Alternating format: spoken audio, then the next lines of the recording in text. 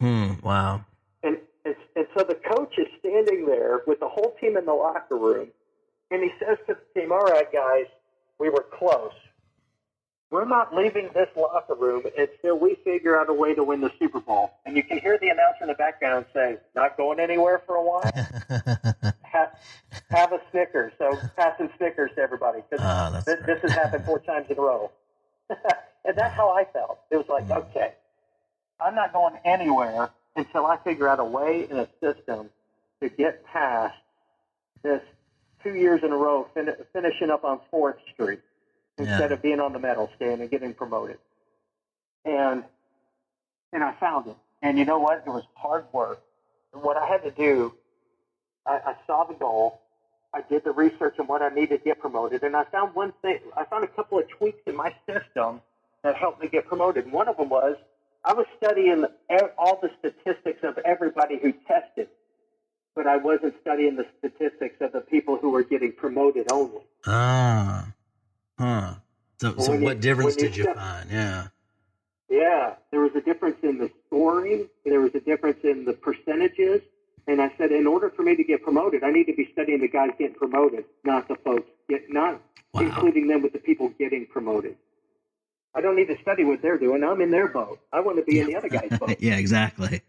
What did they do right? Yeah, what are they doing that I'm not doing? And I also found that I needed a plan. So when I found out the scores that they were making, I realized, okay, I need to study like they're studying.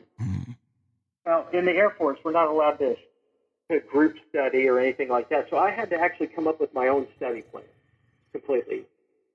So I started the percentage I needed to score, and I looked at that's what I need. And I looked at where I was, and there was a big gap between them. And so what I started was, okay, this is what I'm going to do. In order to get promoted where I want to get promoted, I need to study X number of pages of this book per day, and not just read them, but study them. And so I literally came up with a process where I studied every sentence in every paragraph and created a question out of every sentence in every paragraph. Wow, my goodness. With an answer, and we're talking about a 300-page book. Wow. And I set up a system where I studied that every day, and then I set up a review process, and then I set up, when I went through to the next chapter, reviewing the previous chapter and going through it. I had a cycle built in from a year out to include taking 2 weeks of paid vacation to do nothing but study. My goodness, wow. Well, you did up your game a bit. And I changed my location of where I was studying, so that way I could be alone. I communicated that with everybody. I'll tell you what, I got a lot of studying done at Starbucks and drank a lot of coffee. Right, no doubt. And I got to know every barista at the Starbucks I went to because they saw me for on almost every day for 3 hours, and then they saw me for 5 to 6 hours on the weekend. Wow. And on any holiday, they saw me for 4 and 5 hours. And so I really just dug in, and I studied, and I reviewed, and I looked at my goal frequently, and I looked at the scores that I wanted, and just kept following that process. So I planned, and I prepared, and then I executed that plan. And I got to where I even executed to the day before the test where I actually didn't do a thing. I just rested and focused on visualizing what I was going to do on that day, the test, what the test looked like, how I was going to answer, confidence in those answers, and just coming in there ready to race because I've done the prep work. And while everybody else is stressed and anxious on test day, I'm coming in confident and ready to knock it out of the park. Nice. And so the day finally came, and when I followed that process and went in and tested, I knew when I walked out of there, not only did I score what I think I scored, I had that test so memorized from a material perspective, I could go back into the book and highlight where I thought I saw questions. And the last time I tested, out of 100 question tests, I remembered 85 of the questions, and the percentage that I walked out of there with, that I got 85% of those questions correct. which was far above and beyond what I'd scored previously, just relying on my talent. As a matter of fact, it was about 20 to 25 points higher, just relying on my talent. What that's amazing. I just want to say that's amazing. You know, it reminds me. You know, one of our mentors is John Maxwell, and his book called "Talent Is Never Enough." You know, and that what a brilliant visualization of that in your story. And you know, it also reminds me. Two things popped into mind that Jim Rohn, he's a favorite author of mine. That Jim Rohn said, and one is he said, "Don't wish it were easier, wish you were better." Yeah. You know, you could have complained about how hard it was or wished it was easy or something, but you really put what he said into practice. You found a way. You devised a system to get better. And then the other thing he said was about goals, which you mentioned, and that was that the main point of goal setting is what it does to develop you, what you become in trying to attain those goals. It's the personal development. So, those just popped into mind. I wanted to throw those out, but, so tell us what else you learned from that. Jeff will be back shortly to wrap up today's message. This is Gabriela, still on the scene today with Talk Network Radio. If you're just tuning in, you're listening to Empowered Living with Jeff Byrd. If you've missed any part of today's message, you can hear it again online, as well as the entire archive of Empowered Living at www.talknetworkradio.com or search keyword #Empowered Living. We would like to acknowledge our music partners, Sound Ideas for Corporate to the Max, and Kevin MacLeod for Airport Lounge. Any scriptures read during this broadcast are from the New American Standard Version of the Holy Bible. If you would like to learn more about Jeffrey Byrd Coaching, visit www.jeffbyrdcoaching.com. That is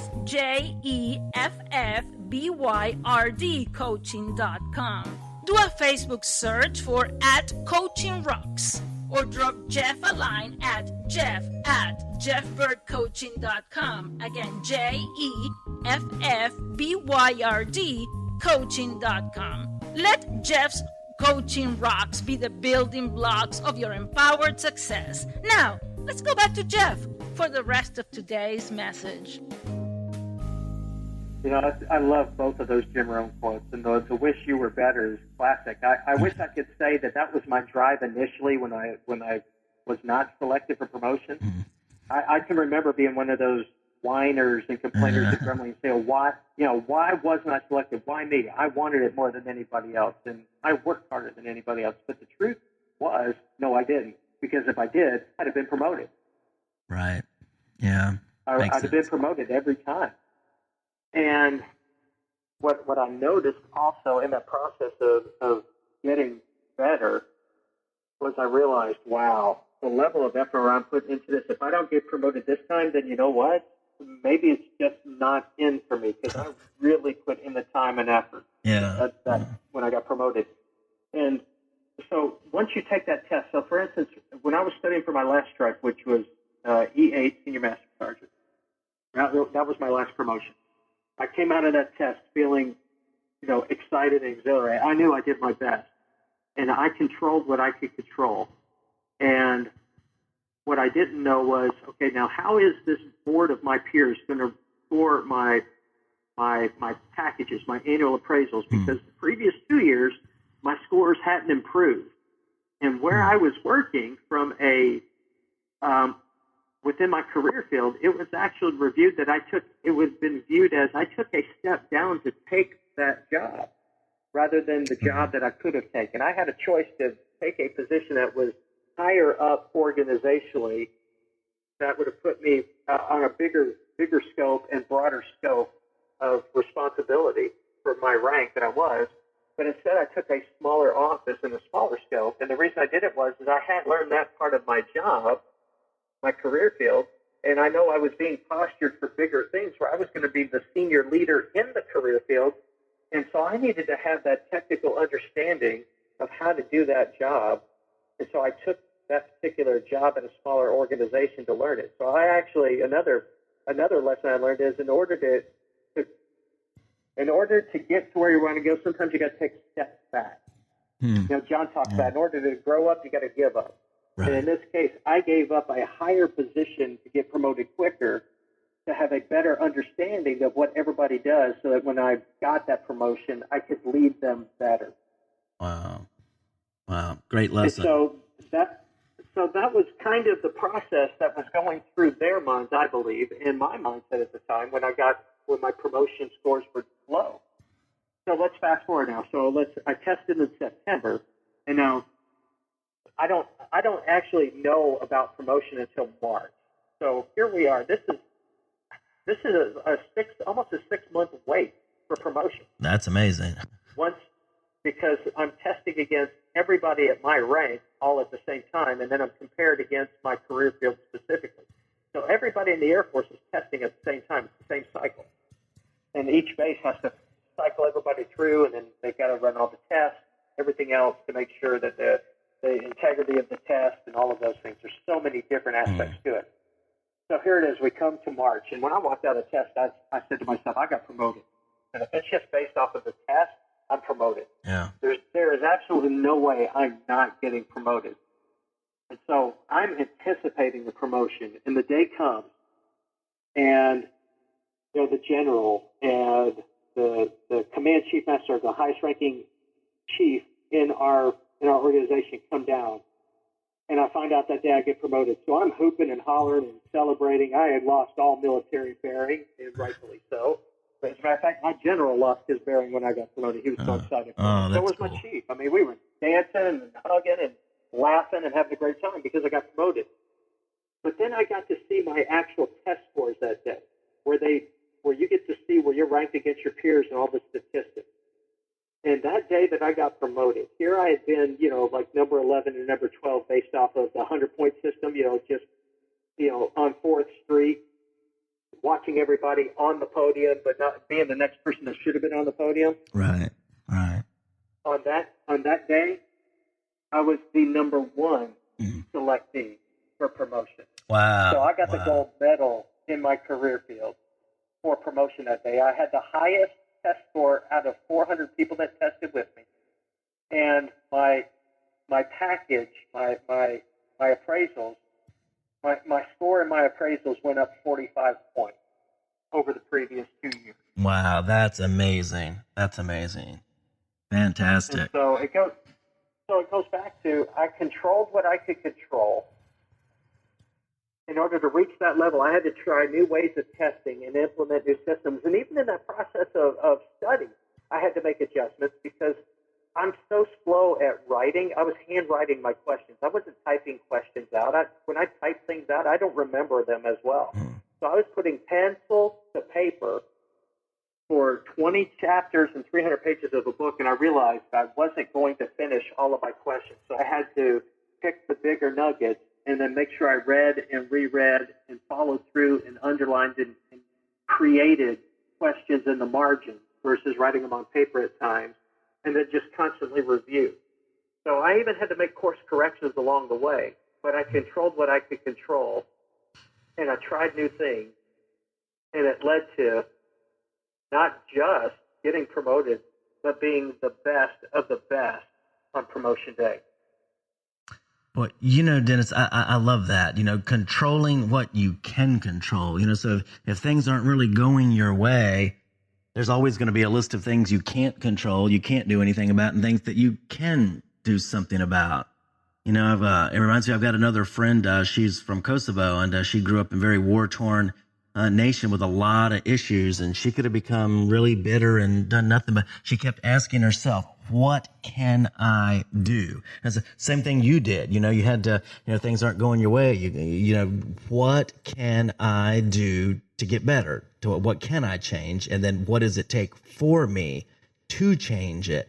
narrowing down that list, and then just like you said, the discipline of it. And it's one thing to start. There's always a lot of hurrahs and celebration when you start something, and of course when you finish it successfully.